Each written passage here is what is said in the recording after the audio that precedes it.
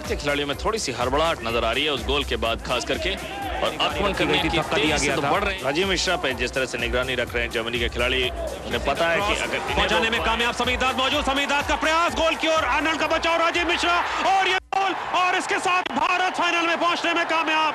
राजीव मिश्रा ने भारत को विजयी गोल दिलाई।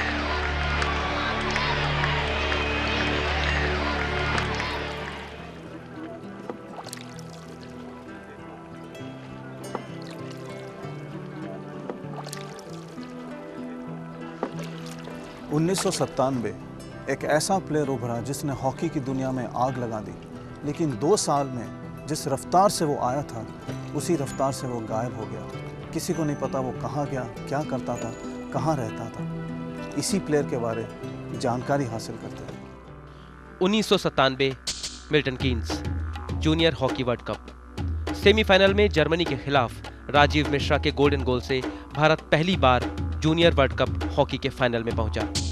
भारत और राजीव का यादगार प्रदर्शन। जब गोल मारे तब मुझे नहीं लग रहा था कि इतना टॉप पे पहुंच गया हूँ जहाँ पहुंचना चाहिए जूनियर लेवल में। और 1-2 दिन बाद जब फ़ोन पे बात हुई कुछ लोगों से, मीडिया वालों से, तब मुझे लगा कि हाँ, मैं जूनियर लेवल में टॉप पे पहुँच गया। हम राजीव से मिले बनारस में। मिल्टन कीन्स के बाद सीनियर हॉकी टीम में जगह बनाने का राजीव का सपना पूरा हुआ।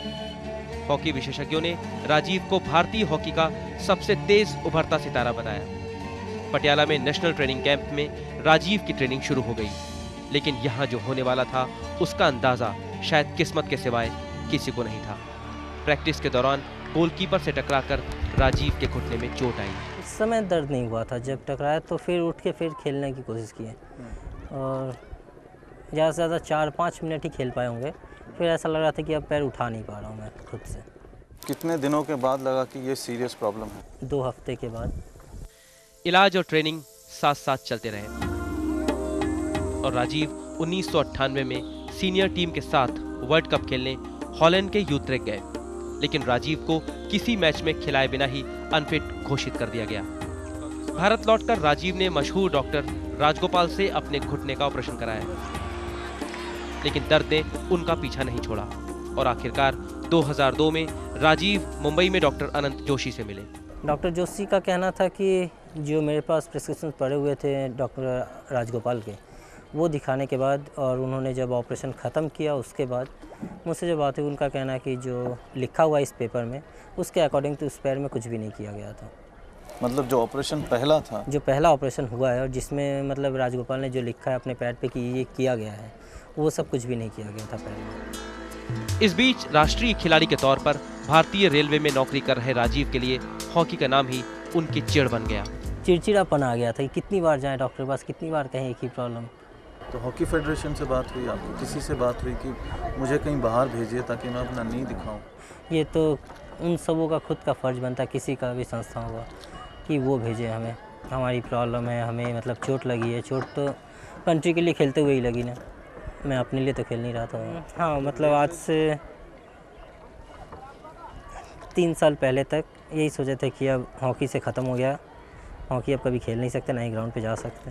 और फिर मैंने हॉकी देखना ही बंद कर दिया, हॉकी के बारे में पढ़ना ही बंद कर दिया, छोड़ दिया, बिल्कुल हॉकी से टच ही नहीं रखा।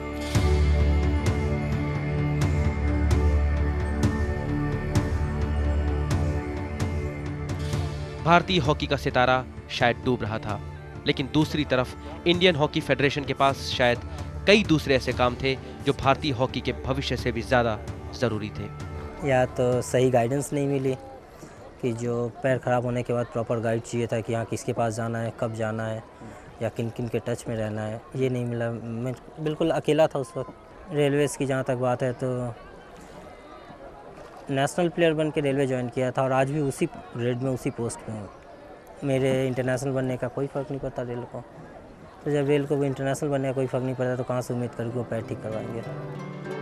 20 सालों से रेलवे हॉकी टीम के कोच के पद पर रह रहे भास्करन के दावों पर जाएं तो राजीव को किसी दिक्कत का सामना नहीं करना पड़ा। We had taken him. In fact, the federation was very kind enough to financially help him in a lot of surgeries. In fact, the leading doctor Rajagopal from Delhi had done his surgery. It was quite successful. मगर सच कई सरकारी वायदों की तरह था, जो किए तो गए लेकिन कभी पूरे नहीं हुए। दूसरा ऑपरेशन था, वो आपने ज्योति कुमारन को फ़ोन करके कहा था, तो उसने कहा था कि हाँ आप करवा लो, पर उस ऑपरेशन के बाद ज्योति कुमारन का कोई फ़ोन आया? नहीं, उसके बाद कोई फ़ोन नहीं आया और मैंने बिल जमा कर दिया उनके कहने के मुताबिक, लेकिन उस बिल का कोई रिएक्ट भी नहीं आया। 2 साल हो गए हैं बिल जमा किए, डेढ़ साल के करीब हुए हैं बिल जमा किए, कोई फ़ोन नहीं आया उसके ऊपर। लेकिन अब इंडियन हॉकी फेडरेशन राजीव की इस हालत के लिए खुद उसे ही जिम्मेदार ठहरा रही है। उसका ट्रीटमेंट हुआ, ये साई डॉक्टर्स कर रहे थे और साई डॉक्टर्स ने, हमने उसे रेस्ट एडवाइस किया था, उसके बावजूद वो जाके मैच खेल आया जो कि किसी भी इम्पोर्टेंस के मैचेस नहीं थे, so it aggravated his position. Doctor Rajagopalan का कहना है कि आपका नी ऑपरेशन के बाद 1 हफ्ते के बाद आप हॉकी खेलने लग गए, इसलिए नी डैमेज हो गया। लेकिन मुझे जहाँ तक याद है कि मैंने कोई भी ट्रेनिंग की है तो उनसे बिना पूछे नहीं किया। लेकिन एक प्रतिभा जिसे फीकी पड़ती जा रही भारतीय हॉकी का शानदार भविष्य कहा जा रहा था, आखिर क्यों महरूम है उस सबसे जिसकी उससे ज्यादा जरूरत है देश को? कई सवाल ऐसे हैं जिसके जवाब अभी बाकी हैं, लेकिन राजीव के अंदर छुपा खिलाड़ी कुछ और ही चाहता है।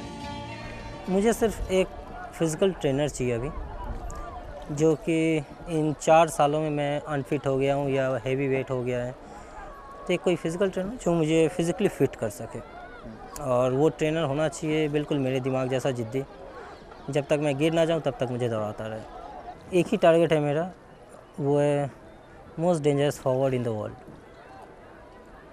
आपने बनना, बस यही एक बनना है।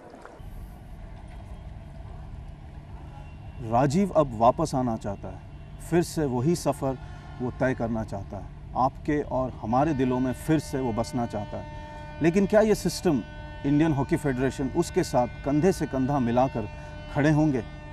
रही राजीव की बात, वो क्या चाहता है? वो सिर्फ यही चाहता है, सिर्फ यही कि वो फिर से हॉकी खेल ले।